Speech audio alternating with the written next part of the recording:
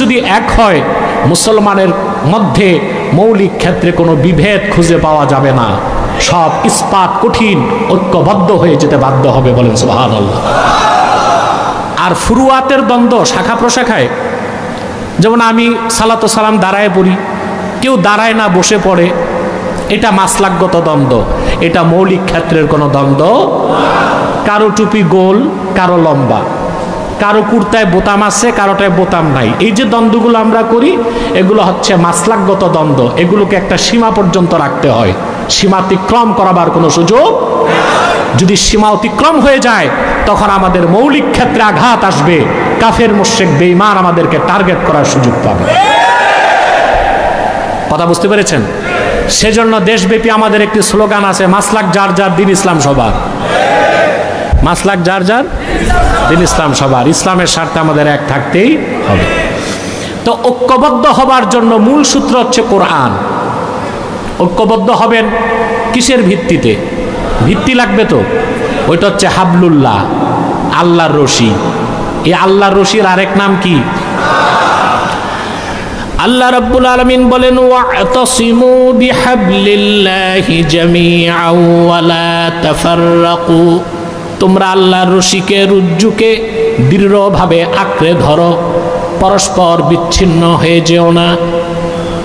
খাকে পাকে মদিনা মে নূরে জন্নত চমকতি হ্যায়। আল্লাহুম্মা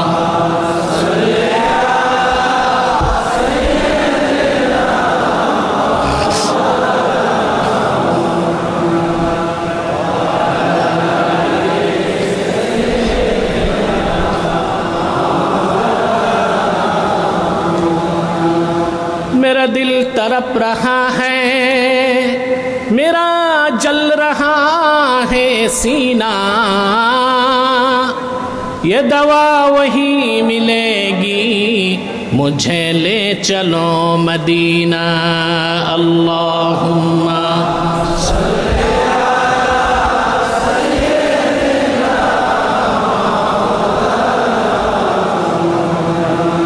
वाला आली सय्यिदना मुहम्मदुन रसूलुल्लाहि सल्लल्लाहु अलैहि वसल्लम खतमल्लाहु बिहिन नबुव्वा व हकमन ला नबिय्य बअदहु बलगल उला बिकमालिहि हसनत जमीअ खिसालिहि।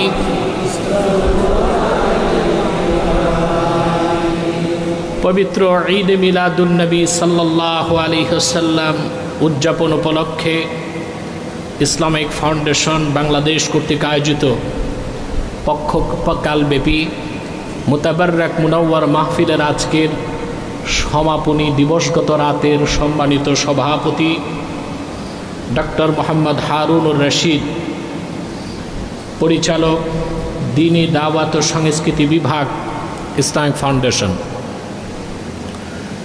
उपस्थित उलामाए केराम, तुलाबाए एजाम, नगर जीवनेर चरम व्यस्ततार मध्येও आजकेर এই महती महफिले যারা उपस्थित হয়েছেন স্বেচ্ছায় সানন্দে স্বতঃস্ফূর্তভাবে মনের আনন্দে,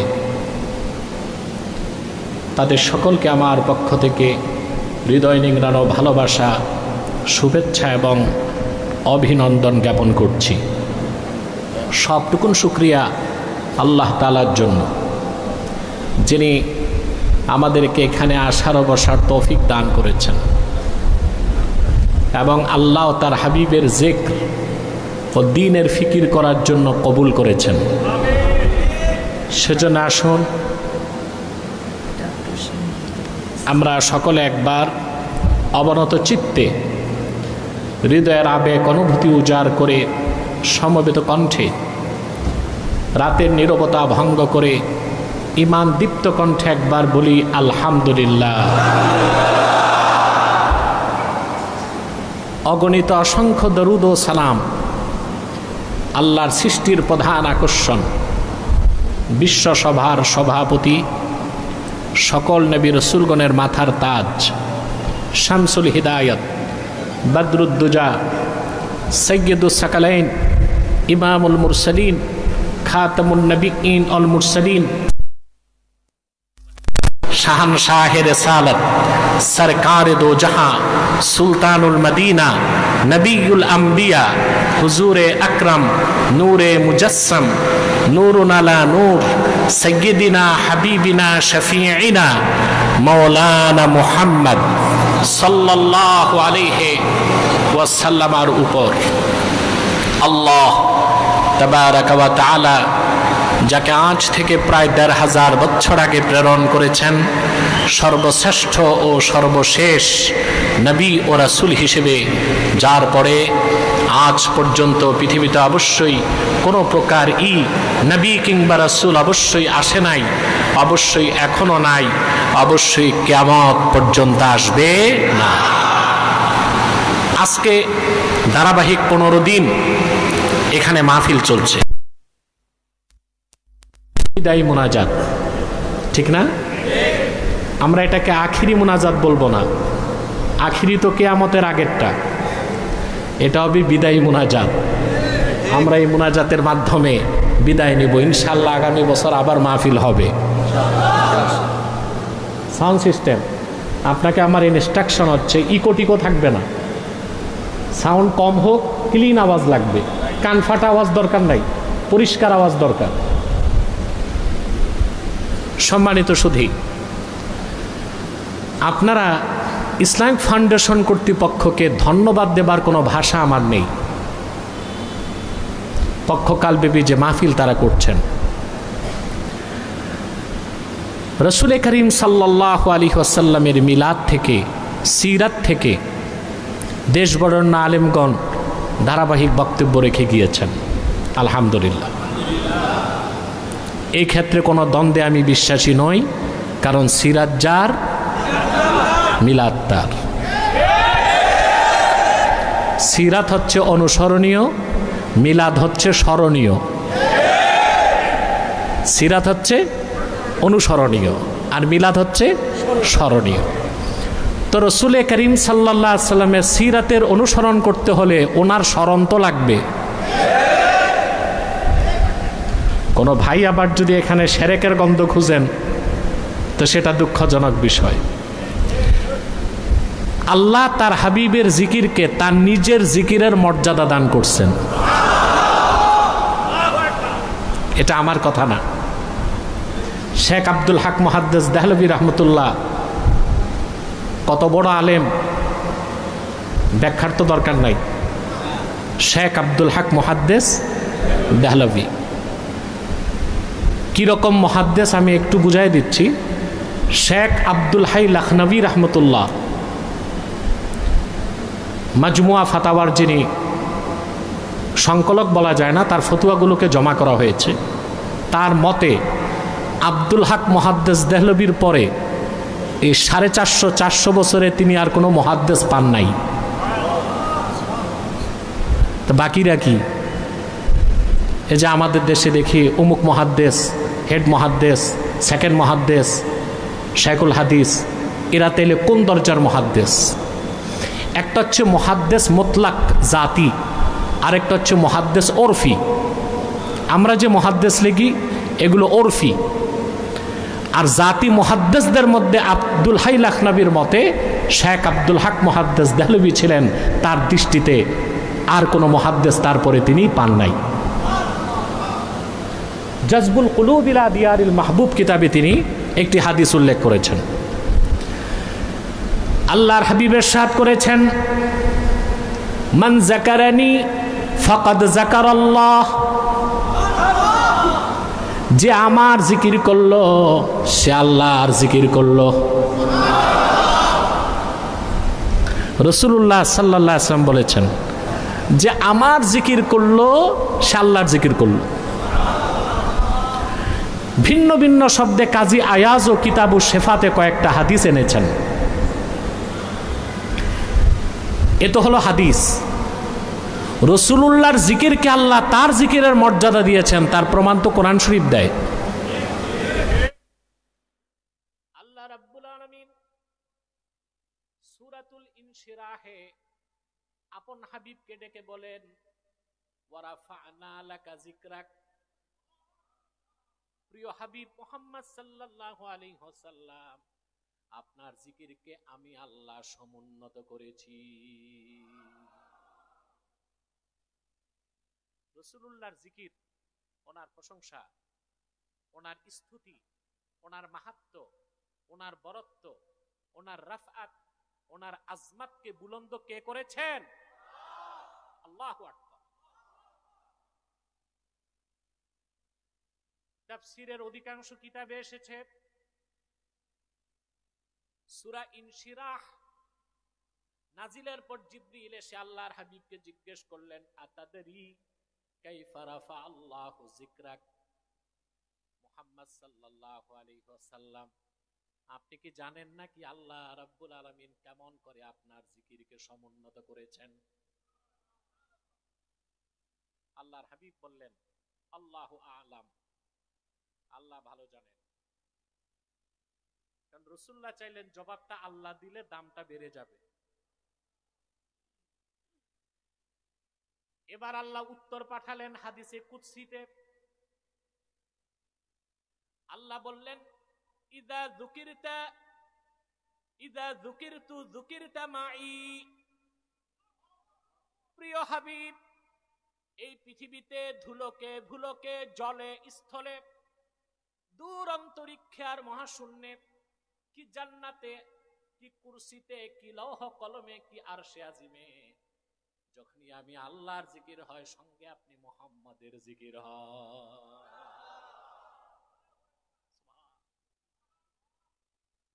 চিন্তা করা যায়? তাহলে রাসূলুল্লাহ সাল্লাল্লাহু আলাইহি ওয়াসাল্লামের জিকিরকে আল্লাহ তার জিকিরের সাথে রেখেছেন। মিলাদুন নবী মাহফিলের মূল উদ্দেশ্য হচ্ছে জিক্রে নবী। আওয়াজটা পুরুষের কণ্ঠে হইল না, আবার বলছি, মিলাদুন নবী সাল্লাল্লাহু আলাইহি ওয়াসাল্লামের মূল উদ্দেশ্য হচ্ছে জিক্রে নবী। জিক্রে নবীকে আল্লাহ নিজের জিকিরের মর্যাদা দিয়েছেন। সিরাতুন নবী হচ্ছে অনুসরণের জন্যে, মিলাদুন নবী হচ্ছে জিকিরের জন্যে। দ্বন্দ্ব থাকার তো কথা না।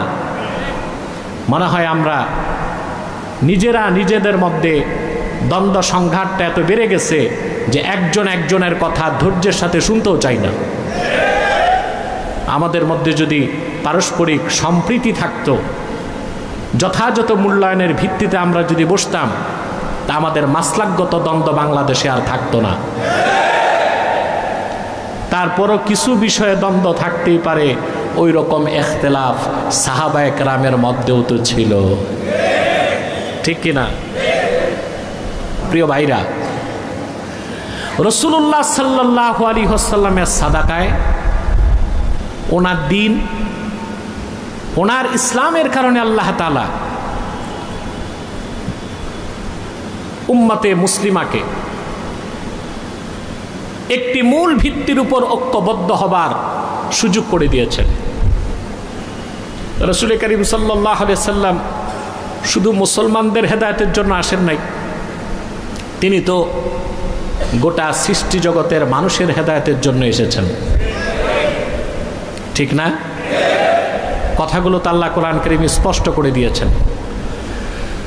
আল্লাহ রাব্বুল আলামিন বলেন, কুল ইয়া আইয়ুহান নাসু ইন্নী রাসূলুল্লাহি ইলাইকুম জামিআ।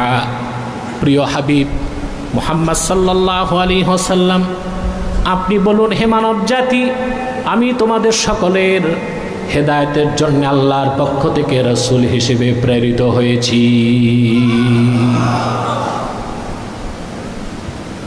এই পৃথিবীর সমস্ত মানুষই রাসূলুল্লাহর উম্মত। কেউ ইসলামকে বিশ্বাস করুক আর না করুক, সবাই রাসূলুল্লাহর উম্মত।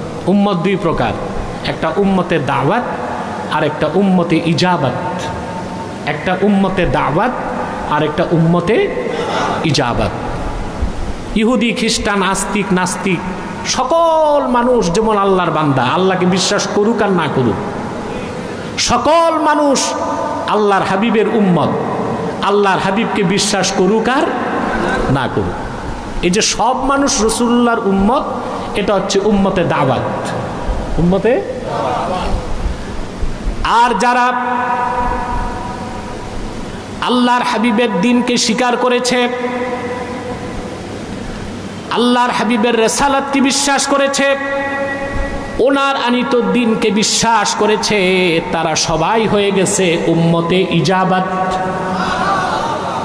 উম্মতে ইজাবাতের আরেক নাম হচ্ছে মুমিন মুসলমান বা উম্মতে মুহাম্মাদি। আল্লাহ তাআলা এই উম্মতের মধ্যে সর্বশ্রেষ্ঠ মানুষ যারা ছিলেন, সাহাবায়ে কেরাম রিদওয়ানুল্লাহি তাআলা আলাইহিম আজমাইন, তাদের সমস্ত দ্বন্দ্ব সংঘাত, মতভেদ, মতানৈক্য, মত পার্থক্য সব কিছুর দেয়ালকে আল্লাহ তাআলা চুরমার করে দিয়েছেন। তাওহীদের ভিত্তিতে, রাসূলুল্লাহর সুন্নাহর ভিত্তিতে তাদেরকে ইস্পাত কঠিন ঐক্যের মধ্যে এনে দিয়েছিলেন। রাসূলুল্লাহ সাল্লাল্লাহু আলাইহি সাল্লাম ঐক্যের যে ফর্মুলা দিয়েছেন, সেখানে জাতীয়তাবাদ নাই, আছে? কথা বলেন।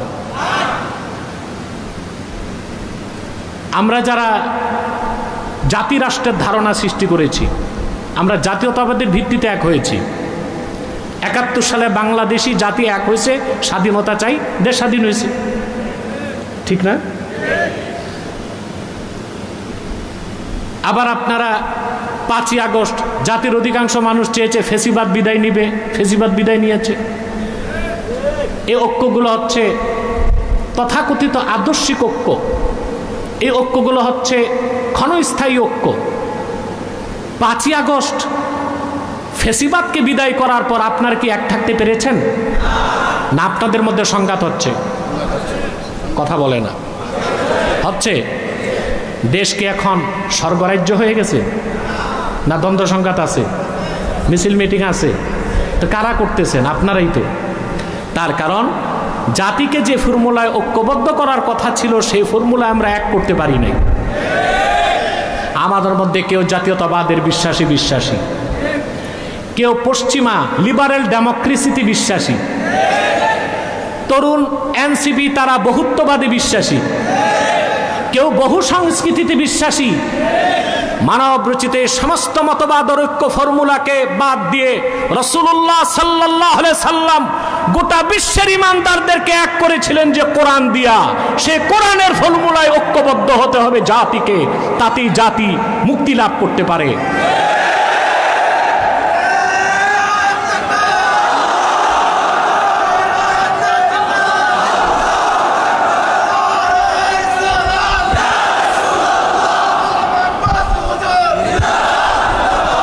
এবার আসেন, রাসূলুল্লাহ সাল্লাল্লাহু আলাইহি সাল্লাম কি ফর্মুলা দিলেন ঐক্যের জন্য?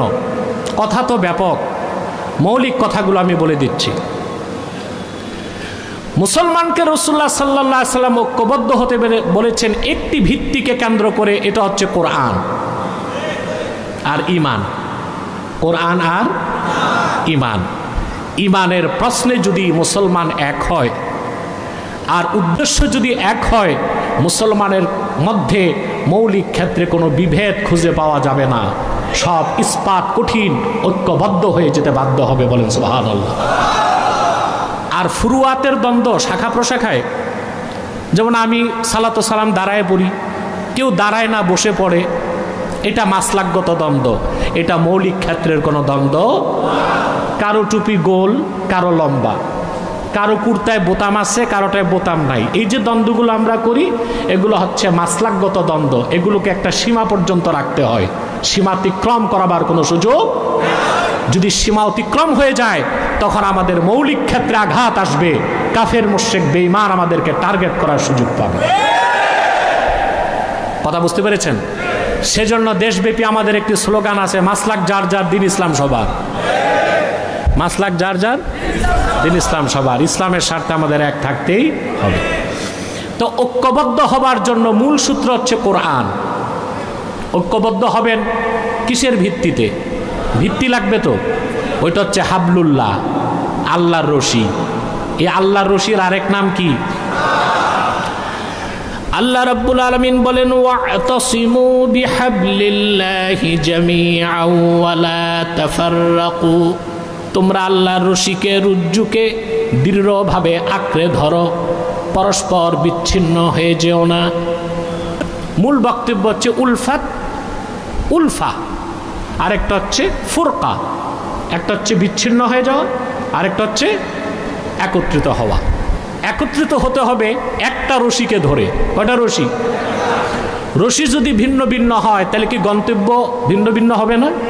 রশি যদি একটা হয়, একটা আল্লাহর পক্ষ থেকে নাজাতের জন্য, কল্যাণের জন্য, বেহেশতে যাবার জন্য একটাই রশি, যার নাম হাবলুল্লাহিল মাতিন, এ কোরআন। এ কোরআনকে ভিত্তি করে আল্লাহ তাআলা ঐক্যবদ্ধ হতে বলেছেন। বলেন সুবহানাল্লাহ। ভাইরা আমার, হযরতে আবু সাঈদ খুদরি রাদিয়াল্লাহু তাআলা আনহু এই আয়াতের ব্যাখ্যা করতে যেয়ে তিনি বলেন, ক্বালা রাসূলুল্লাহ সাল্লাল্লাহু আলাইহি ওয়াসাল্লাম কিতাবুল্লাহ হুয়া হাবলুল্লাহিল মামদুদ মিনাস সামাই ইলাল আরদ। আল্লাহর কোরআন, আল্লাহর কিতাব, এটা হচ্ছে হাবলুল্লাহিল মামদুদ, আল্লাহর রশি, যা আকাশ থেকে জমিন পর্যন্ত প্রলম্বিত, যেই রশির এক প্রান্ত দুনিয়ায় আর এক প্রান্ত আল্লাহর জান্নাতে। তাহলে কোরআনকে বাদ দিয়া ঐক্যবদ্ধ হবার কোনো সুযোগ নাই। এখান থেকে বোঝা যায় মুসলমান ঐক্যবদ্ধ হবে একটা ফর্মুলায়। তাদের উদ্দেশ্য এক হতে হবে, স্বার্থ এক হতে হবে। উদ্দেশ্য হচ্ছে ইমানের ক্ষেত্রে তারা ঐক্যবদ্ধ হয়ে যাবে, আর দিন কায়েমের স্বার্থে তারা একই রকম বিশ্বাসী হবে। ইমান, রাসূলুল্লাহ সাল্লাল্লাহু আলাইহি ওয়াসাল্লাম কুরাইশদেরকে ইমানের দৌলত দিয়ে মুমিন করেছেন। মদিনা মুনাওয়ারায় আউস এবং খাজরাজ, রাসূলুল্লাহ সাল্লাল্লাহু আলাইহি ওয়াসাল্লাম হিজরত করে যাওয়ার আগে 120 বছর তারা যুদ্ধ করেছে ধারাবাহিকভাবে। কত বছর? 120 বছর। যখন রাসূলুল্লাহ সাল্লাল্লাহু আলাইহি সাল্লাম হিজরত করে মদিনাতুল মুনাওয়ারাতে গেলেন, আউস ও খাজরাজ এই দুটো গোত্র একই পিতা থেকে, একই মাতা থেকে, দুইটা গোত্র, আউস এবং খাজরাজ, দুইটা গোত্র ঈমান এনে 120 বছরের যুদ্ধকে বন্ধ করে দিল। ইসলামের পতাকা তলে সব ঐক্যবদ্ধ হয়ে গেল। বলেন সুবহানাল্লাহ। তো ঐক্যবদ্ধ হতে হবে ইমানের ভিত্তিতে। কিসের ভিত্তিতে? ইমানের ভিত্তিতে, যেখানে আদর্শ হবে এক, স্বার্থ হবে এক। দেখুন আপনি, সাহাবায়ে কেরাম পিতা পুত্রকে ছেড়ে দিয়েছেন, পুত্র পিতাকে ছেড়ে দিয়েছেন, ভাই বোনকে ছেড়ে দিয়েছেন, বোন ভাইকে ছেড়ে দিয়েছেন, স্বামী স্ত্রী ছেড়ে দিয়েছেন, স্ত্রী স্বামী ছেড়ে দিয়েছেন। শুধু কালেমার বিশ্বাস দুইটা দল করে দিচ্ছে, একদিকে কুফার আর একদিকে মুমিন। মুমিনগণ ইস্পাত কঠিন ঐক্য ধারণ করেছেন। বলেন সুবহানাল্লাহ। ইমামে কুরতুবী তাফসীর কুরতুবীতে উল্লেখ করেছেন, لما أمر رسول الله صلى الله عليه وسلم بالهجرة من مكة المكرمة إلى المدينة المنورة جعل الرجل يقول لأبيه والأبو لابنه والأخ لأخيه والرجل لزوجته إنا قد أمرنا بالهجرة. رسول الله صلى الله عليه وسلم 13 বছর মক্কায় দ্বীনের দাওয়াত দিলেন, অসংখ্য লোক মুসলমান হয়েছে। কিন্তু হিজরতের আগে দেখা গেছে একই ঘরে বাবা ছিল মুসলিম, ছেলে ছিল কাফের, ভাই ছিল মুসলিম, বোন ছিল, কথা বলেন, সাউন্ডটা বাড়বে একটু,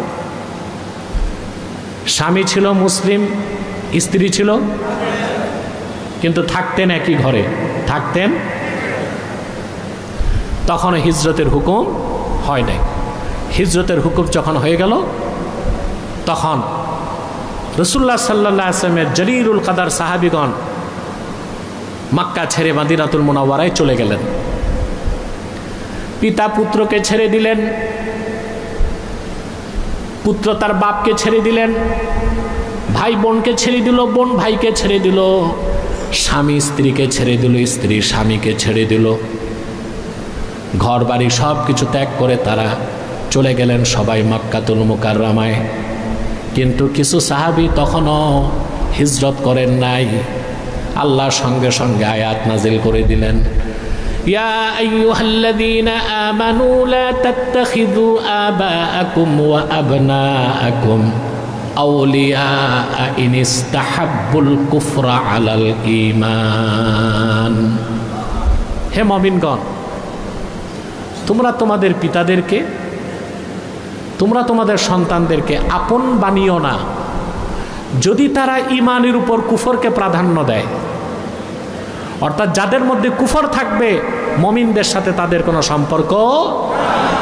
এই কথা কার? অতএব ঐক্যের নামে মুসলমান কখনো কাফেরদের সাথে ঐক্য করতে পারে না, এটা কোনোদিনও সম্ভব হতে পারে না। কাফেরদের সাথে বাণিজ্যিক চুক্তি হইতে পারে, সামরিক চুক্তি হতে পারে, আমদানি রপ্তানি চুক্তি হতে পারে, কিন্তু কোন মুসলিম জাতিসত্তার সাথে অন্য মুসলিম জাতি সত্তার ভাতৃপ্রতিম সম্পর্ক হতে পারে না। পারে? পারে। কিন্তু আমাদের মতিভ্রম ঘটছে, এখনো অনেক দালাল রয়ে গেছে যারা পাশের বাড়ির সাথে আবার আত্মীয়তা করতে চায়। চিনেন আপনারা পাশের বাড়ির শত্রু কারা? আপনারা ভালো করেই চিনেন। কোনদিন তারা আমাদের সাথে বন্ধুসুলভ আচরণ করেছে? দেশ স্বাধীনের 50 বছরে কি না করেছে তারা? বাঁধ নির্মাণ করে পানিতে বঞ্চিত করেছে, লক্ষ লক্ষ। আজকে 23 মাসে বিশ্ব সন্ত্রাসী ইসরায়েল 65,000 নিরীহ মানুষকে ফিলিস্তিনে হত্যা করেছে, কিন্তু এখন পর্যন্ত জাতিসংঘের পক্ষ থেকে ইসরায়েলকে যুদ্ধাপরাধী রাষ্ট্র হিসেবে ঘোষণা দেওয়া হয় নাই। কারণ আল কুফরু মিল্লাতুন ওয়াহেদা, সকল কুফুরি শক্তি একটা জাতি, আর মুসলমান একটা জাতি। মুসলিম জাতির সাথে অমুসলিমদের কোনোদিন বন্ধুত্ব আর ঐক্য হতে পারে না। মুসলমানের ঐক্যের মূল মন্ত্র হচ্ছে ঈমান এবং ইসলাম।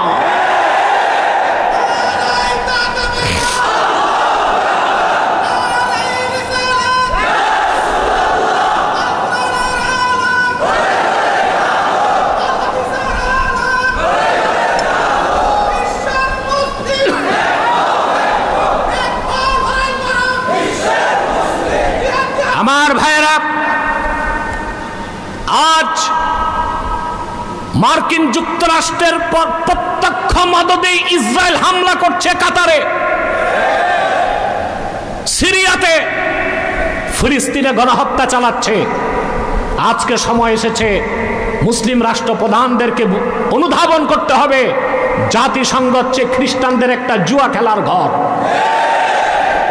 জাতিসংঘে অস্ত্র ব্যবসা হয়, ওটা জুয়া খেলার ঘর। বিশ্বের বিভিন্ন দেশে মানবাধিকার সংস্থা করছে, আমাদের বাংলাদেশে একটা করছে। এটার বিরোধিতা আমি অত্যন্ত সোচ্চার ছিলাম, আপনারা জানেন। কিন্তু আমাদের বাকি বন্ধুদের সহযোগিতা পাই নাই। ওনারা কেউ কেউ যে পারচেজ হয়ে গেছে, তা আমার আর ক্ষমতাই কতটুক, যদ্দূর আল্লাহ দিছেন তদ্দূর করলাম। কিছুটা রেজাল্ট পাইছি। আজকে বাংলাদেশ এত সুন্দর পরিবেশ, এখানে মানবাধিকার সংস্থা আছে, ইসরায়েলে নাই কেন? মানবাধিকার সংস্থা ইসরায়েলে করো, ফিলিস্তিনে করো, গাজাতে করো। আমরা যেদিন মুসলমানেরা জাতিসংঘের কপালে থুতু নিক্ষেপ করে 57টি মুসলিম রাষ্ট্র এক হতে পারবো, 200 কোটি মুসলমান থুতু নিক্ষেপ করলে ইহুদিরা ভূমধ্য সাগরে ভেসে যাবে ইনশাআল্লাহ।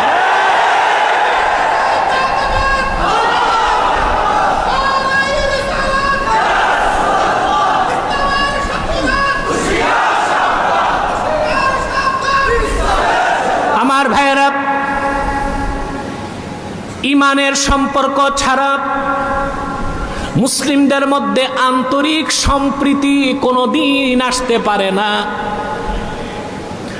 লক্ষ্য করে দেখুন, হিজরতের আদেশ করার পরে অনেক সাহাবী হিজরত করলেন, অনেকে করেন নাই। আল্লাহ ধমক দিয়ে বললেন, এখনো তোমরা আমার হুকুম মেনে হিজরত কেন করো নাই?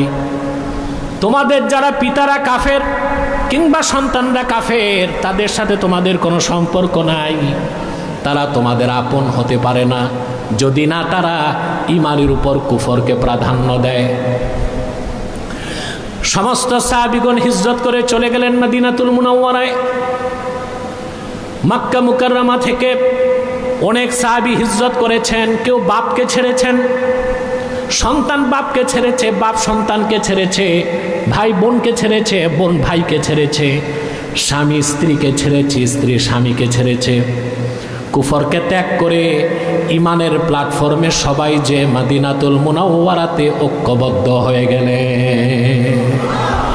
আর রাসূলুল্লাহ সাল্লাল্লাহু আলাইহি সাল্লামের কাছে ইমানের দাওয়াত পেয়ে আউস এবং খাজরাজ দুটো গোত্র 120 বছরের যুদ্ধ বন্ধ করে কাঁধে কাঁধ মিলিয়ে দ্বীনের সৈনিক হয়ে গেলেন। যারা বদরে যুদ্ধ করেছেন, অহুদে যুদ্ধ করেছেন, আল্লাহ দ্বীনকে প্রতিষ্ঠার জন্য ইস্পাত কঠিন সীসা ঢালা প্রাচীরের মতো কঠিনভাবে তারা ঐক্যকে ধরে রেখেছিলেন, বলেন সুবহানাল্লাহ। অতএব ঈমান আর কোরআন বাদ দিয়া, ঈমান ইসলাম কোরআন বাদ দিয়া মুসলমানের ঐক্যের কোনো ব্যবস্থা এই জন্যই তো আপনারা দেখেছেন একটা অভ্যুত্থানের পরও আপনারা জাতি হিসেবে এক হতে পারেন নাই, পেরেছেন? কারণ অভ্যুত্থানটাও ছিল কোরআন সুন্নাহর আদর্শে হয় নাই, আর অভ্যুত্থান পরবর্তী যা কিছু হয়েছে রাসূলুল্লাহর আদর্শের অনুসরণে হয় নাই, কোরআন সুন্নাহর নীতিতে হয় নাই। সেজন্য এখনো রক্ত ঝরছে, এখনো মানুষ মার খাচ্ছে, মানুষের সম্পদ নিরাপদ নয়, মানুষ সুখে শান্তিতে বসবাস করতে পারছে না, অশান্তির আগুনে দগ্ধ হচ্ছে জাতি। যদি বাংলাদেশকে একটি নিরাপদ জনপদে পরিণত করতে হয়, কোরআন ও সুন্নাহর অনুসরণে জাতিকে ঐক্যবদ্ধ হতে হবে ঈমানের ভিত্তিতে, দ্বীন প্রতিষ্ঠার স্বার্থে। কিসের ভিত্তিতে? ভিত্তি হবে ঈমান, স্বার্থ হবে দ্বীন। ভিত্তি হবে, স্বার্থ হবে। সাহাবায়ে কেরাম রিদওয়ানুল্লাহি তাআলা আলাইহিম আজমাইন ঈমানের কারণে ঐক্যবদ্ধ হয়েছিলেন। তারা তাদের পিতা, আত্মীয় স্বজন, স্ত্রী পরিজন, সন্তান সব কিছুকে ছেড়ে দিয়েছিলেন। আমি ছোট্ট একটা দৃষ্টান্ত দিচ্ছি আপনাদেরকে। মক্কাতুল মুকাররমায় রাসূল করিম সাল্লাল্লাহু আলাইহি ওয়াসাল্লামের সাহাবীগণের মধ্যে সবচেয়ে ধনী সাহাবী ছিলেন হযরতে মুসআব ইবনে উমাইর। কি নাম? মুসআব ইবনে উমাইর রাদিয়াল্লাহু তাআলা আনহু, জলিলুল কদর সাহাবী। ঈমান আনার আগে তিনি ছিলেন মক্কাতুল মুকাররমায় সবচেয়ে ধনী মানুষ, সবচেয়ে ধনী মানুষ। কত বড় ধনী ছিলেন আসমাউর রিজালের কিতাবে এসেছে। হযরত মুসআব বিন উমাইর রাদিয়াল্লাহু তাআলা আনহু প্রতিদিন দস্তরখানে 70 জন মেহমানকে বসাতেন। কতজন? প্রত্যেক মেহমানকে খাদ্য পরিবেশন করতেন সোনার রূপার বাটিতে। মেহমানদারির পরে মেহমানদেরকে অকাতরে সোনার রূপার বাটিগুলো হাদিয়া করে দিতেন। এ লোকটি মুসলমান হয়ে চলে গেলেন হিজরত করে মদিনাতুল মুনাওয়ারায়। বদর যুদ্ধে তিনি আল্লাহর হাবিবের সঙ্গে ছিলেন। তারই আপন ভাই ছিল আমির ইবনে উমাইর। বদর যুদ্ধে সে ছিল কাফের। বদর যুদ্ধে কাফেররা পরাজিত হবার পরে আমির বিন উমাইর তিনিও বন্দী হয়ে গেলেন। চতুর আমির বিন উমাইর সাহাবায়ে কেরামকে বললেন, সাহাবীরা, আমি রাসূলুল্লাহর বিশিষ্ট সাহাবী মুসআব বিন উমাইরের আপন ভাই। পরিচয়টা পেয়ে সাহাবায়ে কেরাম আমির বিন উমাইরের হাতের বাঁধন ঢিলা করে দিলেন। সকালবেলা সাহাবায়ে কেরাম মুসআব বিন উমাইরকে বললেন, মুসআব, শুধুমাত্র আপনার আপন ভাই পরিচয় পেয়ে আমের বিন ওমায়ের হাতের বাঁধন আমরা ঢিলা করে দিয়েছি। রাসূলুল্লাহর সাহাবী মুসআব বিন ওমায়ের বললেন, কাবার মালিক আল্লাহর কসম, সাহাবীরা শুনে রাখো, বদর যুদ্ধে আল্লাহ রসুলের বিরুদ্ধে যে তরবারি হাতে নিয়েছে ওই রকম কুলাঙ্গার আমার ভাই হতে পারে না। শক্ত করে বাঁধো। আর তার মায়ের প্রচুর টাকা, মনে মনে নিজেরও মা, কিন্তু মা তো কাফের, বলে তার মায়ের প্রচুর টাকা, মুক্তিপণ নিয়ে তাকে মুক্ত করো। সাহাবা একরামের সম্প্রীতি, ঐক্য, ভালোবাসার মূল মানদণ্ড তাদের কাছে ছিল ঈমান এবং ইসলাম। এর বাইরে যে তারা কোনো সম্প্রীতি, সদ্ভাব, বন্ধুত্ব, ভ্রাতৃত্ব, ঐক্যের কোনো চিন্তা করতেন না। আমরাও যদি উম্মতে মুসলিমা ঐক্যবদ্ধ হতে চাই, রাসূলুল্লাহ সাল্লাল্লাহু আলাইহি ওয়াসাল্লামের সুমহান সাহাবীদের আদর্শের অনুসরণ করতে হবে, ঠিক কিনা?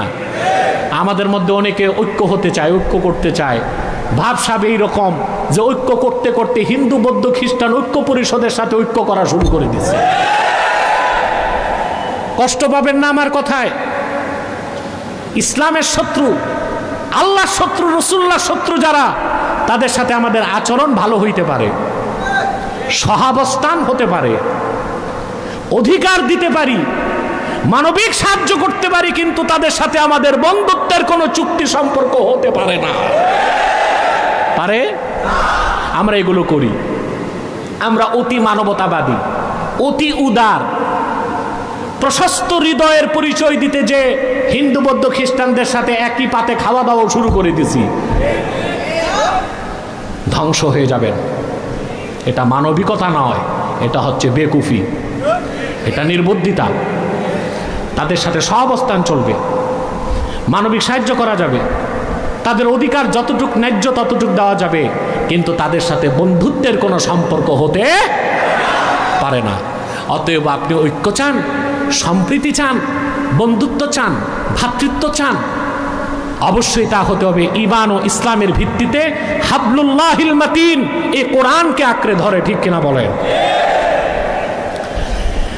আমার ভাইয়েরা, আমি আরেকটা দৃষ্টান্ত দিচ্ছি। হুনাইনের যুদ্ধে রাসূলুল্লাহ সাল্লাল্লাহু আলাইহি সাল্লাম গনিমতের মাল ভাগ করতে লাগলেন।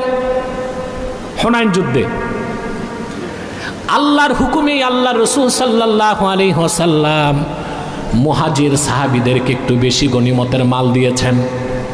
দেখা গেল কিছু কিছু আনসার সাহাবী বেজার হয়ে গেছেন। আল্লাহর হাবিব সাল্লাল্লাহু আলাইহি সাল্লাম তখন আনসারদেরকে ডাক দিয়ে বললেন, ইয়া মা'শারাল আনসার, আলাম আজিদকুম দুলালান ফাহাদাকুমুল্লাহু বি ওয়া কুনতুম মুতাফাররিকিনা ফাআল্লাফাকুমুল্লাহু বি ওয়া আলাতান ফাআগনাকুমুল্লাহু বি। হে আনসাররা, তোমরা বেজার কেন হচ্ছ? তোমরা কি পথভ্রষ্ট ছিলা না? আমি কি তোমাদেরকে পথভ্রষ্ট পাই নাই? আল্লাহ তাআলা আমার মাধ্যমে তোমাদেরকে হেদায়েত দিয়ে ইসলামের নূর দান করেছেন। আমি কি তোমাদেরকে বিচ্ছিন্ন পাই নাই? তোমাদের মধ্যে আউস এবং খাজরাজ যুদ্ধে লিপ্ত ছিলা, সেই বিচ্ছিন্নতা থেকে আল্লাহ তাআলা তোমাদেরকে ঐক্যবদ্ধ করে দিয়েছেন আমার ওসিলায়। সুবহানাল্লাহ বলবেন না? তোমরা ছিলে নিঃস্ব এবং অসহায়, আমার খাতিরে আল্লাহ তোমাদেরকে ধনী করে দিয়েছেন। সমস্ত আনসারগণ তখন সমস্বরে বলে উঠলেন, আল্লাহ ও তার রাসূলের এই কথায় কোনো সন্দেহ নাই। রাসূলুল্লাহ সাল্লাল্লাহু আলাইহি সাল্লাম আনসাররা যে বিচ্ছিন্ন ছিল, আউস আর খাজরাজ, তাদের ঐক্যের ক্ষেত্রে কোন কথাটা বলেছেন? হেদায়েতের কথাটাকে, অর্থাৎ ঈমানই তাদেরকে ঐক্যবদ্ধ করছে। কি ঐক্যবদ্ধ করছে? জাতীয়তাবাদ না, ঈমান। কোন জিনিস? অতএব মুসলিম উম্মাহ ঐক্যবদ্ধ হতে পারে শুধুমাত্র ঈমান ও ইসলামকে কেন্দ্র করে, আল্লাহর কোরআনকে আঁকড়ে ধরার মাধ্যমে। এই কথাগুলো আমরা শুনতেছি, বলেন? প্রিয় ভাইরা, কিরকম ভ্রাতৃত্ব রাসূলুল্লাহ সাল্লাল্লাহু আলাইহি ওয়াসাল্লাম করে দিয়েছিলেন। একজন মুহাজির সাহাবী, মুহাজিররা চলে গেলেন মক্কাতে বাড়িঘর সব ছেড়ে, ঠিক না? কথা বলেন। মুসলিম মুহাজির চলে গেছেন, স্ত্রী কাফের ছিল বাদ দিয়া, বিবিও তো নেয় নাই অনেকে। মদিনাতুল মুনাওয়ারায় যাওয়ার পর রাসূলুল্লাহ সাল্লাল্লাহু আলাইহি ওয়াসাল্লাম ভ্রাতৃত্বের বন্ধন করে দিলেন তাদের মধ্যে। কি রকম?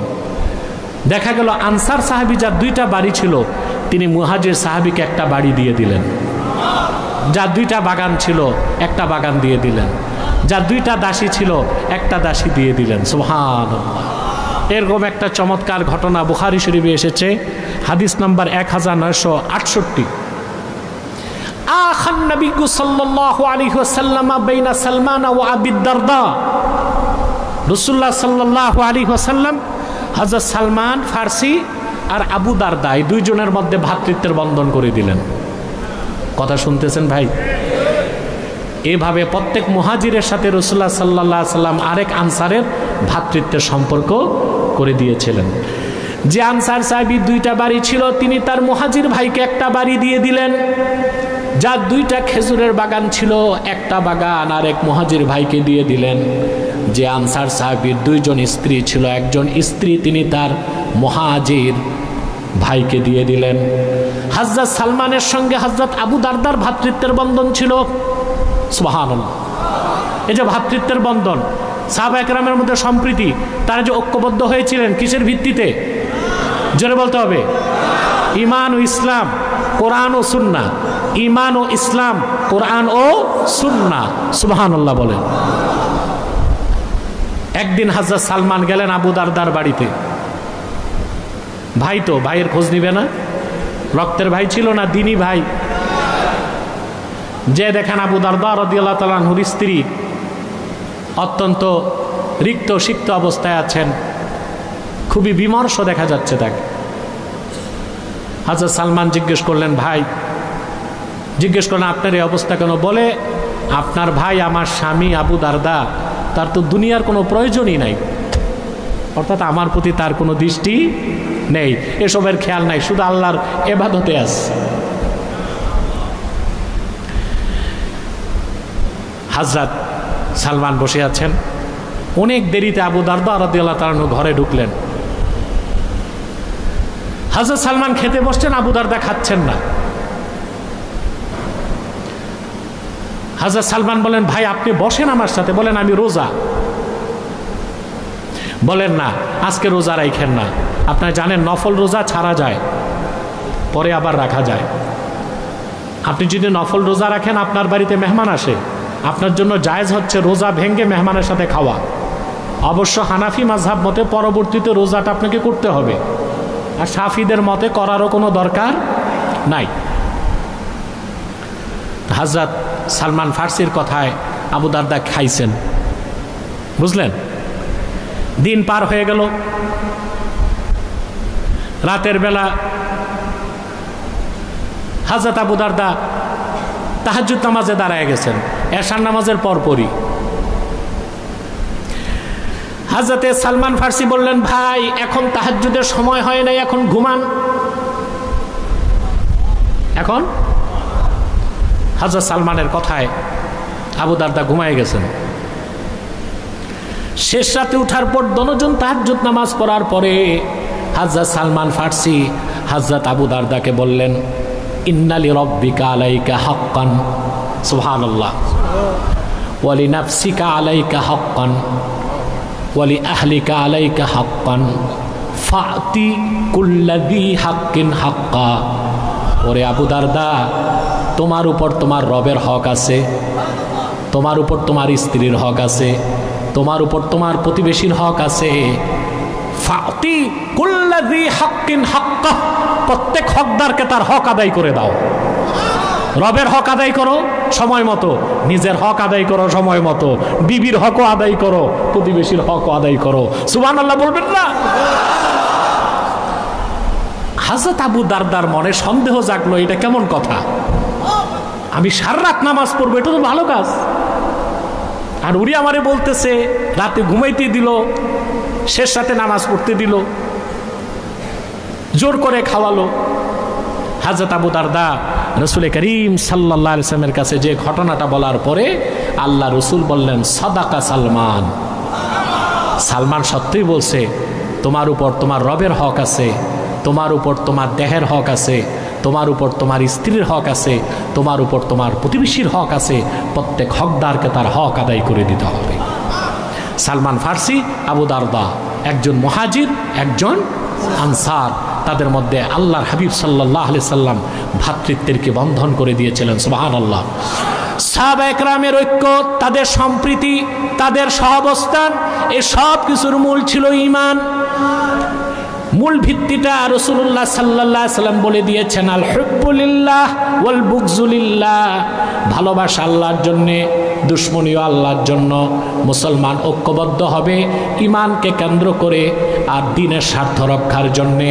যদি মুসলমানের আদর্শের মধ্যে জাতীয়তাবাদের আদর্শ চলে আসে, সেকুলারিজমের আদর্শ আসে, বহুত্ববাদ, বহু সংস্কৃতি, লিবারেল ডেমোক্রেসি, এরকম মানব রচিত তন্ত্রমন্ত্র মতবাদের আদর্শ চলে আসে, মুসলমান কোনো দিন ঐক্যবদ্ধ হতে পারবে না, কাফের মুশরিকদের উপর বিজয় লাভ করতে পারবে না। মুসলমান নিজেরা ঐক্যবদ্ধ হবে ঈমান ও ইসলামকে কেন্দ্র করে, কোরআনের রশিকে আঁকড়ে ধরে দ্বীনের স্বার্থকে রক্ষা করার জন্য। আদর্শ যখন এক হবে, স্বার্থ যখন এক হবে, তখন মুসলমানকে আর বিচ্ছিন্ন করা যাবে না। ইস্পাত কঠিন ঐক্য তাদের পক্ষে ধারণ করা সম্ভব হবে। ঠিক কিনা বলেন? পারবো আমরা? জোরে বলেন। প্রিয় ভাইরা, ঐক্যবদ্ধ হবার ক্ষেত্রে সাহাবায়ে কেরামের মানহাজ কি ছিল? রাসূলুল্লাহ সাল্লাল্লাহু আলাইহি ওয়াসাল্লামের আদর্শের অনুসরণে সাহাবায়ে কেরাম যখনই দ্বীনের স্বার্থে ঐক্যবদ্ধ হয়েছেন, তারা মুসলিমগণ ঐক্যবদ্ধ হয়েছেন। কাফের মুশরিক তো দূরে থাক, সাহাবায়ে কেরাম কোনো বাতিল ফেরকার সাথেও ঐক্য করেন নাই। করছেন? বাতিল ফেরকা কয়টা? ৭২টা। কয়টা? মূল ছিল ৬টা। কয়টা? এদিক তাকান। কয়টা? রাওয়াফেজ, খাওয়ারেজ, কদরিয়া, জবরিয়া, মুতাজিলা, জাহমিয়া। কয়টা হইল? প্রত্যেকটা ১২ ভাগ হয়েছে। ৬ ১২ ৭২ ফেরকা। মূল ফেরকা কয়টা? ৬টা। এই যে অনেক ভাই বলে যে বেদাতিরা চিরকাল জাহান্নামে থাকবে, কথা তো ঠিক। ওটা কোন বেদাতি? ওই যে ৬ ফেরকা, পরে যারা ৭২ ফেরকা হয়েছে, তারা হচ্ছে ফিসফিল এতেকাদ, তাদের আকীদায় বেদাত ছিল, এই জন্য তারা সব বাতিল ফেরকা বলে গণ্য হয়েছে। আর তাদের অবস্থান হবে কই? জাহান্নাম। কিন্তু মুসলমানদের মধ্যে মাসলাকগত যে দ্বন্দ্ব আছে, এখানে বেদাতে সাইয়্যা কিংবা ফিসফিল এতেকাদ, আকীদাগত বেদাত খোঁজার কোনো দরকার নাই। মাসলাক মানি হচ্ছে হকপন্থী, ফেরকা মানি হচ্ছে বাতিলপন্থী। কোনো বাতিলপন্থীদের সাথে, কোনো ফেরকার সাথে মুসলমান ঐক্যবদ্ধ হইতে পারে না। মাসলাকগুলো ঐক্যবদ্ধ হইতে পারে, ফেরকাগুলোর সাথে এক হইতে পারে না। ফেরকা কয়টা? জোরে বলেন। ৬টা হয়েছে। কয়টা? ৭২টা। ৭২টা ফেরকা। মনে কষ্ট নেবেন না, বাংলাদেশে ৭২ ফেরকার লোকই আছে। এই জন্য এই দেশের মানুষকে এক করা খুব কঠিন। এক করা খুব, এখানে কাফের মুশরিক বেঈমানরা তো আছেই, সাথে ৭২ ফেরকার মানুষও আছে। আমি একটি হাদিস শোনাচ্ছি আপনাদেরকে। হাদিসটি وأخرج أبو داود في سننه من حديث معاوية بن أبي سفيان عن النبي صلى الله عليه وسلم।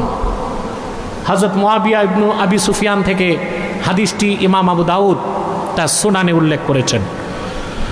قال ألا إن من قبلكم من أهل الكتاب افترقوا على 72 ملة وإن هذه الملة ستفترق على 73 72 في النار وواحدة في الجنة। রাসূলুল্লাহ সাল্লাল্লাহু আলাইহি ওয়াসাল্লাম ইরশাদ করেছেন, তোমাদের পূর্বে যারা ছিল, বনি ইসরাইল বিশেষ করে, বুঝলেন? ওটা অন্য রেওয়ায়েতে আসছে, তারা ৭২টা ফেরকায় বিভক্ত হয়েছিল। কটা ফেরকায়? অন্য রেওয়ায়েতে এসেছে মুসা নবীর সময় বনি ইসরাইল ৭১ ফেরকায় ভাগ হয়েছে, ঈসা নবীর সময় ৭২ ফেরকায় ভাগ হয়েছে। আল্লাহর হাবিব বলেছেন, আমার উম্মত ৭৩ ফেরকায় বিভক্ত হবে, ৭২টাই জাহান্নামে যাবে, একটা ফেরকা জান্নাতে যাবে। ওই ফেরকাটার নাম আহলুস সুন্নাহ ওয়াল জামাআহ। তাদের নাম কি? আহলুস সুন্নাহ ওয়াল জামাআহ। আহলুস সুন্নাহ, সুন্নাহ কি? আম্মা সুন্নাতু ফাহিয়া মা সান্না রাসূলুল্লাহ সাল্লাল্লাহু আলাইহি ওয়াসাল্লাম ওয়াল জামাআতু মাত্তাফাকা আলাইহি সাহাবা। রাসূলুল্লাহ সাল্লাল্লাহু আলাইহি ওয়াসাল্লাম নীতি হিসেবে যারা নির্ধারণ করেছেন ওইটাই হচ্ছে সুন্নাত। আর রাসূলুল্লাহ সাল্লাল্লাহু আলাইহি ওয়াসাল্লামের নীতির অনুসরণে যেই বিষয়ে সাহাবায়ে কেরাম একমত হয়েছে ওইটা হচ্ছে জামাত। ওটা কি জামাত? এটার অনুসরণীয় হচ্ছে আহলুস সুন্নাহ ওয়াল জামাত। তাহলে আহলুস সুন্নাহ ওয়াল জামাতের মধ্যে মাসলাকগত দ্বন্দ্ব থাকতে পারে, কারো টুপি গোল, কারো লম্বা, কেউ মিলাদ শরীফে দাঁড়ায় সালাম পড়বে, কেউ দাঁড়ায় সালাম পড়াটাকে ফরজ ওয়াজিব মনে করলো না, বসে থাকলো। এগুলো হচ্ছে মাসলাকগত দ্বন্দ্ব। এগুলোকে আমরা ফেরকাগত দ্বন্দ্বের মতো মনে করি বাংলাদেশে। সেজন্য একজন একজনের দিকে তাকায় না, একজন একজনের সালাম নেয় না, ঠিক না বলেন? একজন মাহফিলে আসলে আরেক মাসলাকের লোক ওয়াজ শুনতে যায় না। যে সম্পর্কটা হবে বাতিল ফেরকার সাথে, আমরা সেই রকম উৎকট উদ্ভট বিষ বাষ্প ছড়ায় দিচ্ছি নিজেরা মাসলাকগত দ্বন্দ্ব করে। এটা আমাদের ভবিষ্যৎকে অন্ধকার করবে এবং কাফের মুশরিকদেরকে তাদের স্বার্থ হাসিল করার জন্য বাংলাদেশে একটা বড় ধরনের সুযোগ করে দিবে। মাসলাক আমারটা আমার থাক, তোমারটা তোমার থাক। এখন তুমি যখন ফতুয়া দিবা আমাকে বেদাতি, আমি তো তখন তোমার দাঁত গণব, ঠিক না? সূত্রপাত তো এখানে। এখন একজন বলবে আপনার টুপি এটা কি সুন্নত নাকি? তা আমি যদি প্রশ্ন করি শুধু টুপি পরা সুন্নতে রসুল, একটা দলিল দেখাও। শুধু টুপি পরাই তো সুন্নত না, সুন্নতে সাহাবা। অবশ্যই সুন্নতে রাসূল হবে তখন যখন টুপির সাথে পাগড়ি থাকবে। গোড়ায় খবর নাই, কিন্তু এখানে ফতোয়া দেখতেছে আপনার তো করলি ঠিক নাই, আপনারটা বেশি ওসা, তারটা আরো খাটো।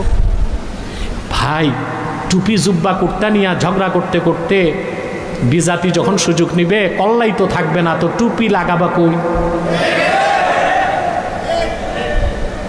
শুধুমাত্র কাফের মুশরিকদের তাসাব্বুহ বা সাদৃশ্য হয় এই রকম টুপি লাগানো যাবে না। ওরফে যেটাকে টুপি মনে করা হয় সেটা পড়লে সোয়াব পেয়ে যাবে। কথাটা বুঝেন নাই? আবার ভুল বুঝেন না যে আমি বলছি টুপি পরা সুন্নত না, সুন্নতে রাসূল না, শুধু টুপি পরা সুন্নতে সাহাবা।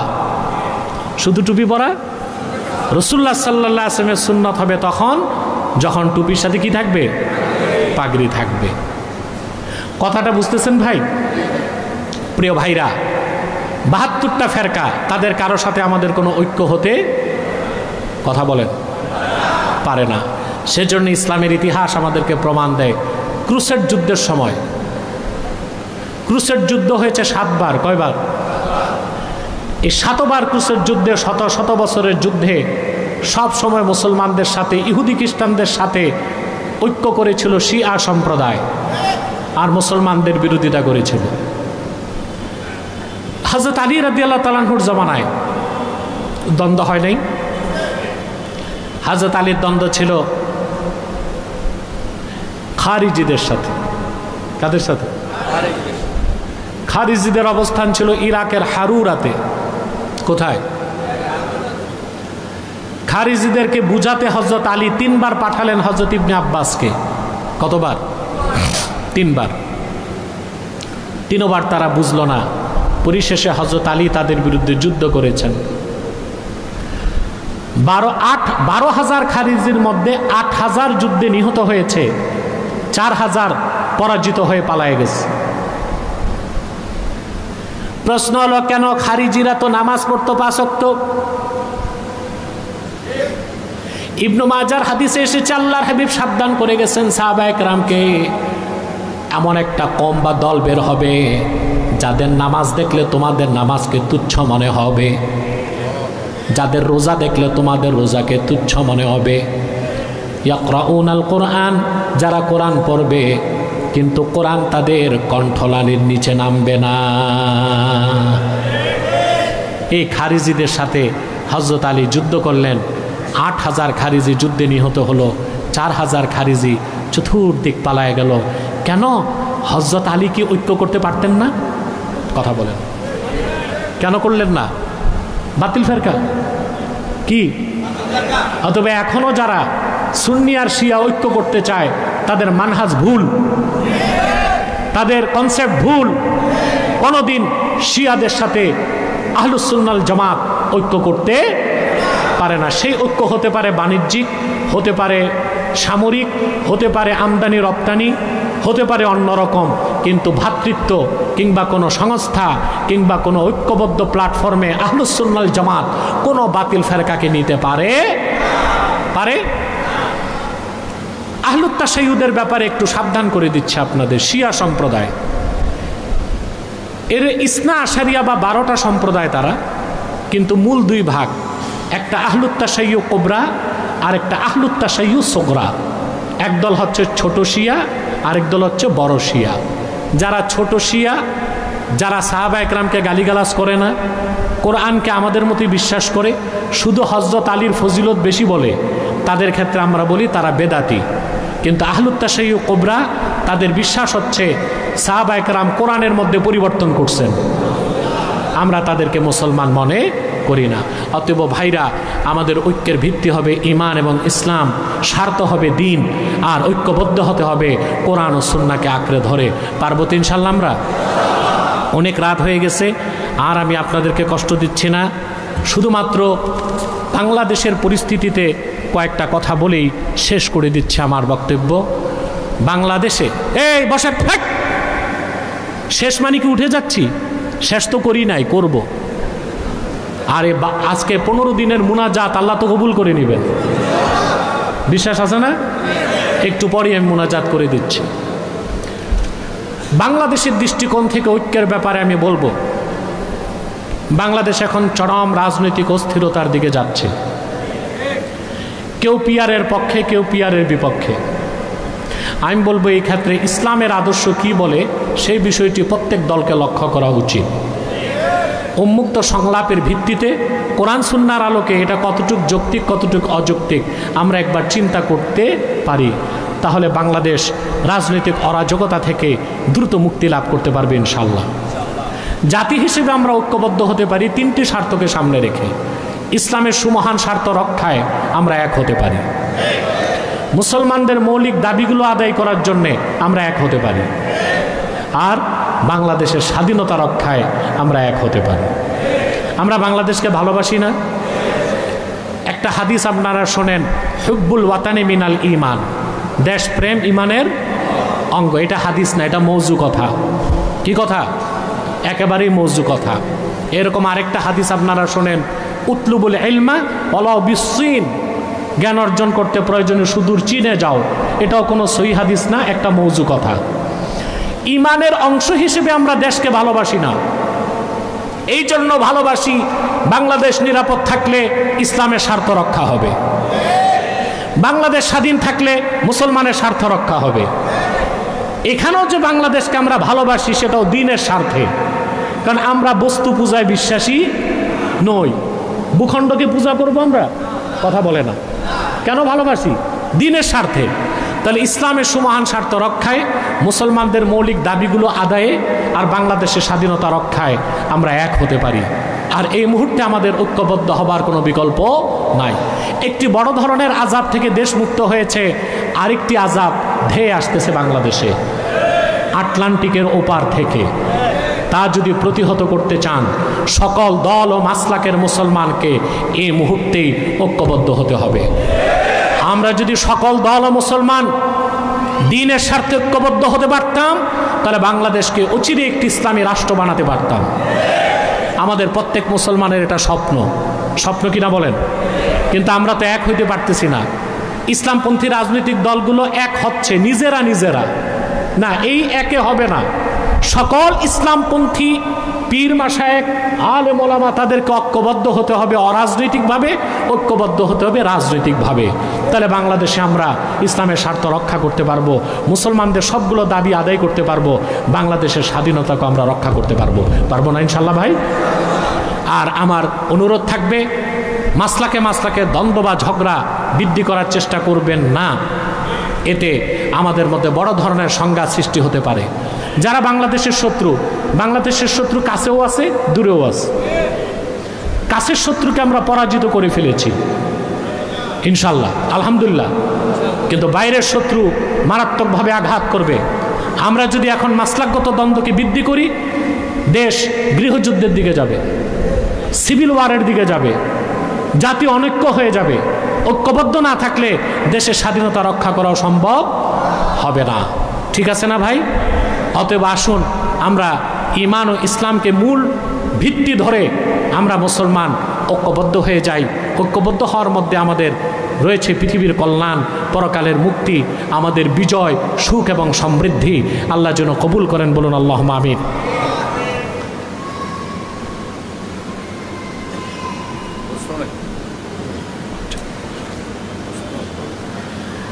কথা বুঝতে পেরেছেন? যে কথাটা বলেছিলাম স্লিপ অফ টাং হইল কি না আমি জানি না। আল্লাহ বলেছেন, ইয়া আইয়ুহাল্লাযীনা আমানু লা তাত্তাখিযু আবাআকুম ওয়া আবনাআকুম আউলিয়া ইন ইসতাহাব্বুল কুফরা আলাল ঈমান। হে মুমিনগণ, তোমরা তোমাদের পিতাদেরকে, তোমরা তোমাদের সন্তানদেরকে আপন হিসেবে, বন্ধু হিসেবে গ্রহণ করো না যদি তারা ঈমানের উপর কুফরকে প্রাধান্য দেয়। হ্যাঁ, যদি ঈমানের উপর কুফরকে প্রাধান্য দেয়, যদি ঈমানকে পছন্দ না করে কুফরকে পছন্দ করে, কুফরকে প্রাধান্য দেয়, তাহলে তোমরা তাদেরকে বন্ধু হিসেবে গ্রহণ করো না। আরেকটি প্রশ্নের কোনো উত্তর আমি দিচ্ছি না, আর কোনো ব্যক্তিকে নিয়েও আমি প্রশ্নের উত্তর দিব না। এতে আমি যে ঐক্য চাই, ঐক্য আর থাকে কই বলেন? অথবা আমি জরুরি যে কথা, সে কথা বলি, শেষ করে দিচ্ছি। এখানে একটু আমি সময় দিচ্ছি। তাহলে মাসলাকগত দ্বন্দ্ব আর করবেন, আর মুখস্থ ফটাফট ফতুয়া দিবেন না, এটা বেদাত, এটা সুন্নত, আগে বুঝতে হবে। ঠিক না ভাই? বিদাতের মধ্যে তো বেদাতে হাসানাও আছে না? আমরা কি বেদাতে হাসানা করি না? কথা বলেন। এই যে আমরা বাংলাদেশে তাফসিরুল কোরআন মাহফিল হয় না? সাহাবায়ে কেরাম কি এই কাইফিয়াতে করতেন? মূল উদ্দেশ্য ঠিক আছে, কাইফিয়ত ভিন্ন, তাই বলে এটাকে কেউ নাজায়েজ হারাম বলবে, বেদাত বলবে? সিরাতুন নবী সাল্লাল্লাহু আলাইহি ওয়াসাল্লাম ব্যানারে মাহফিল হয় না? যেই কাইফিয়াতে আমরা করি, এই কাইফিয়াতে সাহাবায়ে কেরাম করেছেন। মূল বিষয়টা ঠিক আছে, কাইফিয়তের ভিন্নতার কারণে এটাকে কেউ বেদাত হারাম শিরক বলে? তো শুধু ঈদে মিলাদুন্নবী সাল্লাল্লাহু আলাইহি ওয়াসাল্লাম যে কাইফিয়াতে আমরা ঈদে মিলাদুন্নবী সাল্লাল্লাহু আলাইহি ওয়াসাল্লাম পালন করি, কাইফিয়ত যদি এভাবে সাহাবায়ে কেরামের যুগে নাও ছিল, তাই বলে এটাকে বেদাত বা শিরক বলে দ্বন্দ্ব সৃষ্টি করাটা চরম পর্যায়ের নির্বুদ্ধিতা ছাড়া আর কিছুই হবে না। ঈদ ঈদ ঈদ অর্থ কি? আসরুরুল আয়েদ, খুশি না, যে খুশিটা বারবার ফিরে আস, যে খুশিটা আসরুরুল আয়েদ। তো পারিভাষিক অর্থে ঈদ দুইটা, একটা ঈদুল ফিতর, একটা ঈদুল আযহা। কিন্তু শাব্দিক অর্থে অনেকগুলো দিনকে হাদিসে ঈদ বলা হয়েছে। প্রত্যেক জুমার দিন ঈদের দিন, প্রত্যেক আরাফার দিন, প্রতি বছর আরাফার দিন ঈদের দিন। আপনি যেদিন বিয়ে করছেন, বছর ঘুরে যখন ফিরে আসে আনন্দ লাগে না? ওটাও ঈদের দিন। আমি আপনি যেদিন জন্মগ্রহণ করছি, আমার জন্মদিনটা আমার ঈদের দিন। যেই ঘটনা ঘটে একবার, মনে পড়ে বারে বার, মনে পড়ে যতবার, তাকেই বলে ঈদ।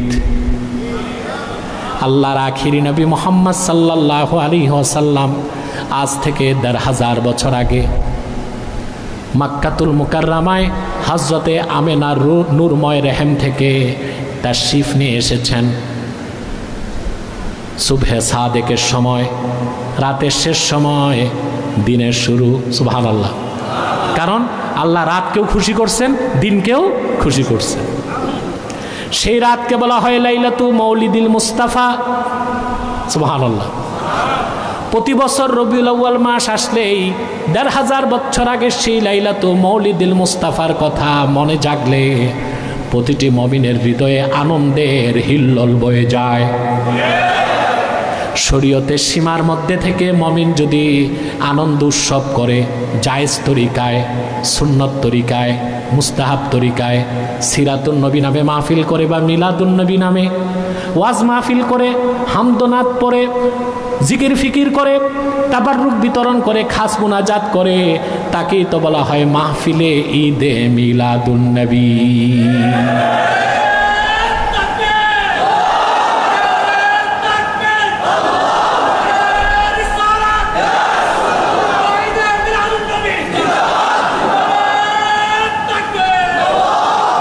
এখানে কোনো গান বাদ্য নাই, আছে?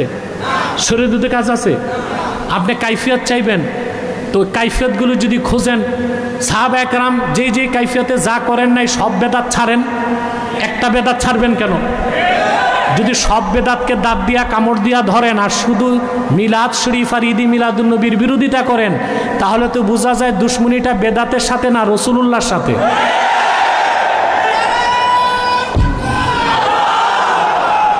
আহলে আরব সাল্লাল্লাহু আলাইহি ওয়াসাল্লাম, আহলে আরবের মানহাজ ভিন্ন। আরবের ওলামায়ে কেরাম তিন যুগে যা ছিল না কিছুই করে না, ওনাদের দৃষ্টিতে সব কিছুই কি বেদাত, কিছুই তারা করেন না। আমাদের দেশে যারা বেদাতের বিরুদ্ধে ফতোয়া দেয় তারা নিজেরাও তো অনেক বেদাত করতেছি। প্রতি বছর আমার আব্বাসী মঞ্জিল মাদ্রাসায় খাতমে বুখারী হয়, বাংলাদেশের সব মাদ্রাসায় হয় না? তো সাহাবা কেরাম করছেন খাতমে বুখারী, বুখারী শরীফ সংকলনিত হয়েছে কয়েকশো বছর পরে। তা আমরা খাতমে বুখারী অনুষ্ঠান সওয়াব মনে করি, করি না? দাস্তারবন্দি করি, আমাদের মাদ্রাসায় হয়, অন্যান্য মাদ্রাসায়। তো এই যে লোকজন দস্তরবন্দি অনুষ্ঠানে মুনাজাত করতে যায়, সওয়াব মনে করে যায় না? এটা কি কেউ বেদাত বলি? প্রত্যেক পীর সাহেবের বাড়িতে সালানা জলসা হয় নির্ধারিত তারিখে, পৌষের 3, 4, 5, অগ্রহায়ণের 1, 2, 3, হয় কি না? মাসও বাধা, দিনও বাধা। এখানে আমরা সব মাসলাকের লোক সালানা জলসা করতেছি, কেউ বেদাত বলে? তো বেদাতের সংজ্ঞায় যদি যান, সবই তো বেদাত। করেন কেন? বলবেন বেদাতে হাসানা। বেদাতে হাসানা বলে যদি কিছু থাকে, তাহলে ঈদে মিলাদুন নবী সাল্লাল্লাহু আলাইহি সাল্লামের মাহফিল বেদাতে হাসানা হিসেবে সবচেয়ে উত্তম বেদাতে হাসানা। কেন ভাই? তোমরা যদি এত স্লোগান দাও, তা আমি কথা বলবো কেমন করে? সাহাবায়ে কেরাম নিজেরাও বেদাতে হাসানাকে মানতেন। এই যে কেউ কেউ বলে 3 যুগে যা ছিল না তাই বেদাত, এটা মূর্খতা। সাহাবায়ে কেরামের যুগেও বেদাত ছিল, এটা বেদাতে হাসানা ছিল। বুখারী শরীফে হাদিস নাম্বার 1103, কত নাম্বার?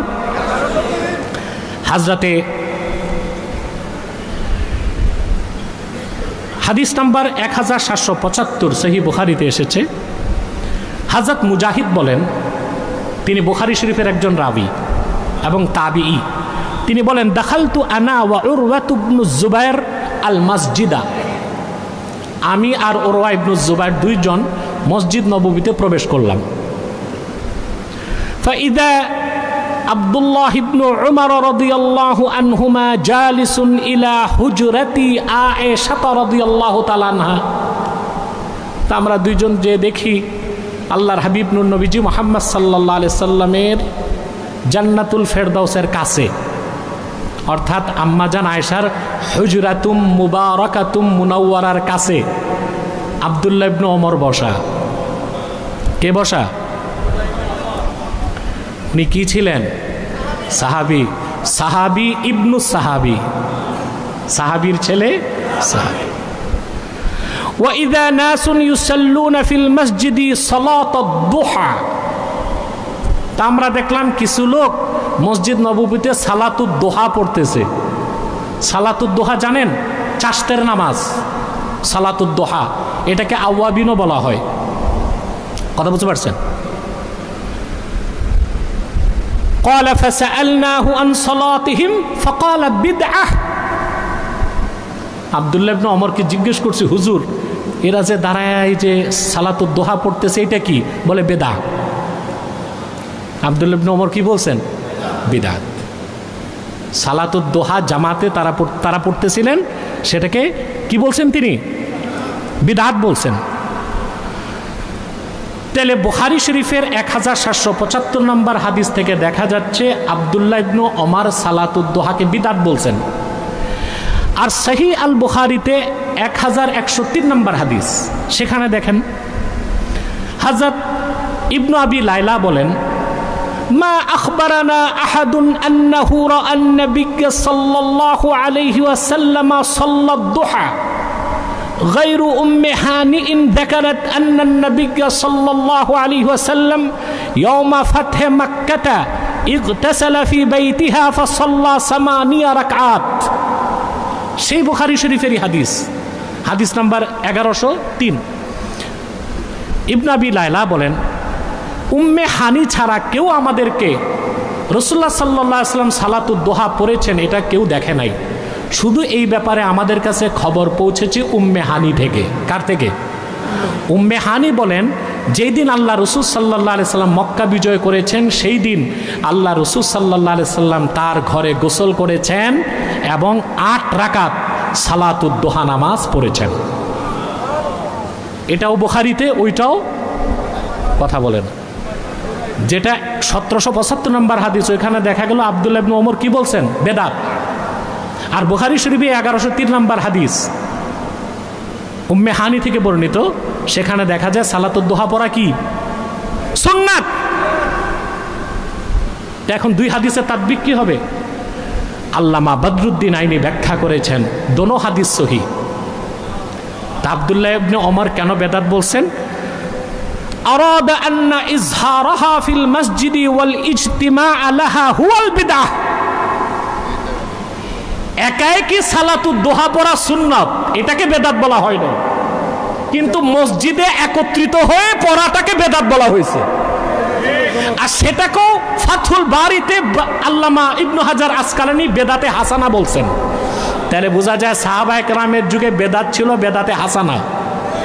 অতএব সব বেদাতকে বেদাতে সাইয়্যা বলে পরিত্যাগ করার কোনো সুযোগ নাই। কোন বেদাতটা বেদাতে সাইয়্যা, কোন বেদাতটা পরিত্যাজ্য?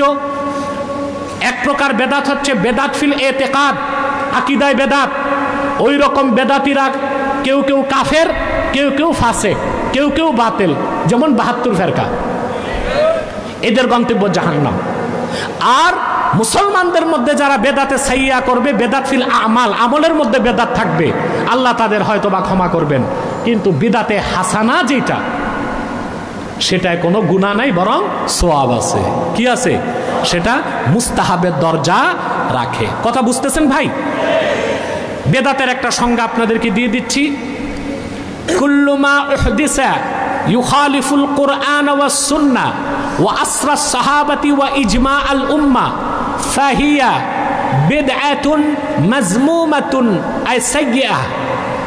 প্রত্যেক সে নব আবিষ্কৃত কাজ যা কোরআনের বিরোধিতা করে, সুন্নাহর বিরোধিতা করে, আসরুস সাহাবার বিরোধিতা করে, ইজমায়ে উম্মতের বিরোধিতা করে, ওইটা নিন্দনীয় বেদাত, পরিত্যাজ্য, বেদাতে সাইয়্যা।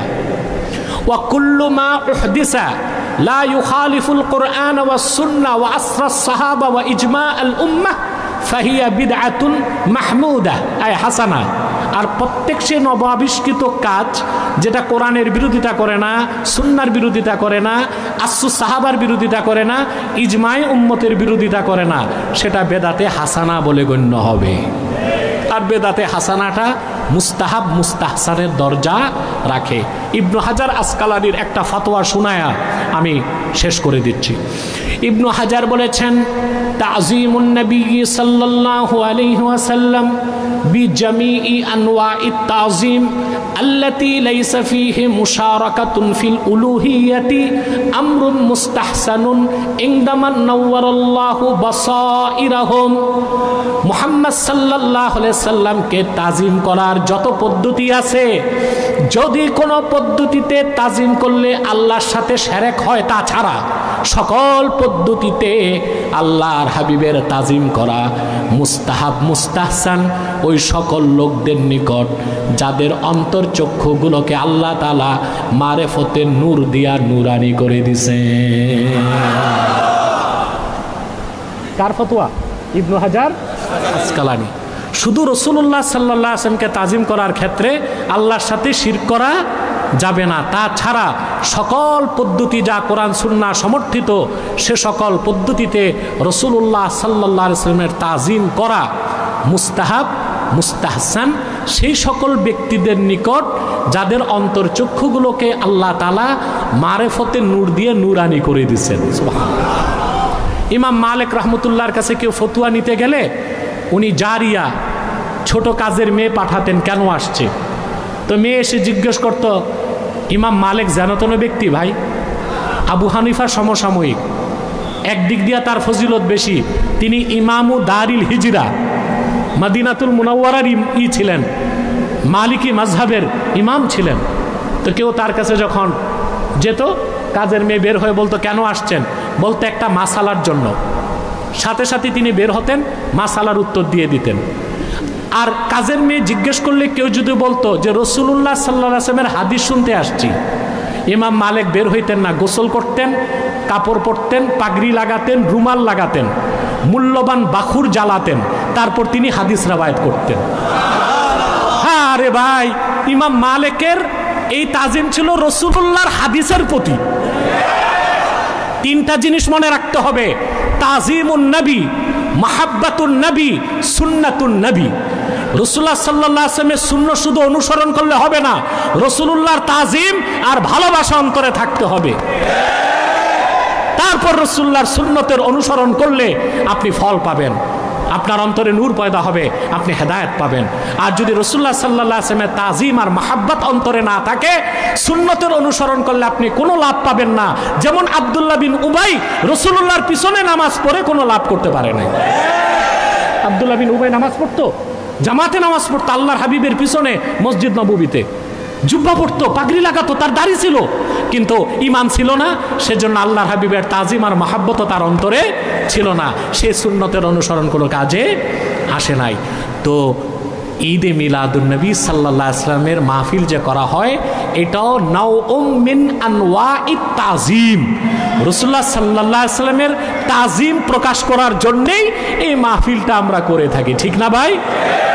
কোনো সমস্যা নাই, সিরাতুন নবী ব্যানারও মাহফিল করা যাবে, ঈদে মিলাদুন্নবী সাল্লাল্লাহু আলাইহি ওয়াসাল্লাম ব্যানারও মাহফিল করা যাবে, কারণ সিরাত যার মিলাদ তার।